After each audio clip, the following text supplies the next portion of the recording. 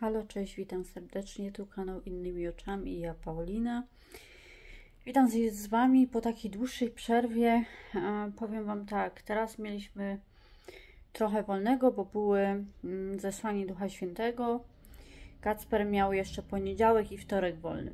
Także takie dzieci miały szkolne miały takie małe ferie, przedszkola chodziły normalnie po niedzieli, ale w poniedziałek i wtorek szkoła jeszcze miała wolny, więc... No i tak, co Wam mogę powiedzieć? Weekend nawet najgorszy nie był. Wychodziliśmy na spacery. Kacper w miarę tak w miarę się dobrze zachowywał. Jedynym minusem podniesienia tej dawki leków w tamtym czasie to było od soboty, było, że jeszcze mniej jadł niż jadł poprzednio. Wybaczcie za trzęsienie, ale robię to nagranie bez statywu. Po prostu nie chciałam się wyciągnąć w tym momencie i przepraszam, ale po prostu dzisiaj jestem trochę taka, no wiecie, przybita. Z tego względu musiałam Kacpra odebrać ze szkoły po tym wolnym, ale jeśli chodzi o wczorajszy dzień, to nawet nie był taki zły, no bo Kacper się dość dobrze zachowywał i przede wszystkim była terapeutka u nas. Miał za zadanie do wykonania, wybrał sobie, gdzie chce iść po prostu. No i co Wam mogę powiedzieć? No i wykonał to zadanie, tak. No i moje przeczucie się sprawdziły co do tych leków, że ta większa dawka może trochę namieszać. Zauważam, że Kacper gorzej śpi. To jest kolejna rzecz, która mi się nasunęła.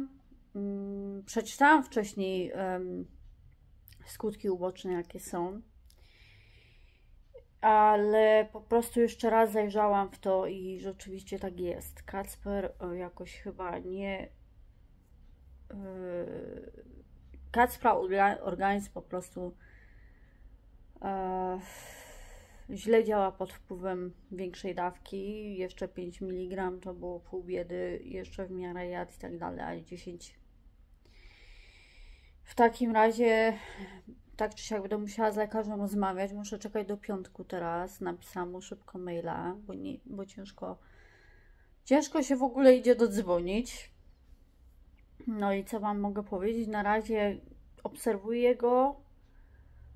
Przyjechałam z nim do domu, bo dostałam telefon ze szkoły, że muszę go odebrać. Zaczął się pocić. Zaczął mieć takie, no po prostu poty i zrobił się blady i brzuch go chwytał się za brzuch. Wiadomo, dziecko, które nie potrafi powiedzieć, nie powie, że go brzuch boli, tylko po prostu będzie pokazywać różne znaki. No i dzisiaj za bardzo nie chciał pić, pokładał się bardzo dużo i tak dalej. W nocy tak późno zasnął, mimo że dostał melatoninę i zauważam, że ma od dłuższego czasu właśnie problem ze spaniem, mimo że daję mu melatoninę znowu. Bo z wpływem samej melatoniny to w ogóle nie było żadnego problemu. Wydaje mi się, że to jest właśnie skutek uboczny tych leków. Będę musiała z lekarzem na pewno rozmawiać na ten temat, bo sytuacja jest dość poważna i przeczuwałam, że się tak stanie. Nie wiem, co dalej będzie. Nie wiem, jak to będzie wyglądać. Czy wrócimy do tych 5 mg, czy całkowita zmiana leków będzie. Zobaczymy, czy w ogóle na chwilę obecną będziemy je musieli odstawić. Ale jest za dużo skutków ubocznych z tego, co widzę i mimo, że te zachowania na początku, fajnie wszystko, ale to nie tędy droga. Nie będę po prostu dawać mu więcej cierpień, to po prostu od lekarza zależy, czy zmniejszymy dawkę, czy całkowicie odstawimy, ale już zwiększać dawki nie będę.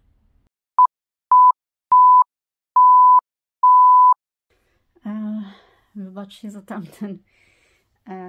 tamtą połówkę, ale powiem Wam tak. Dostałam maila od lekarza stosunkowo szybko. No i schodzimy na 5 mg i zobaczymy, jak do końca tego tygodnia, właściwie do piątku, jak to będzie. Jeszcze jutro będziemy na ten temat po prostu rozmawiać, bo nie mogę sama zdecydować, czy odstawić, ale na piątce jeszcze było w miarę. Najwidoczniej 10 to nie jest dawka przypisana do niego, więc chyba zostanie na tej piątce, ale więcej już po prostu nie będziemy dawać, będziemy dalej obserwować, no i będziemy rozmawiać. W najgorszym przypadku będzie odstawienie albo zmiana leków. Nie wiem, po prostu. Zobaczymy, czas pokaże. Także widzimy się następnym razem. Do zobaczenia. Cześć.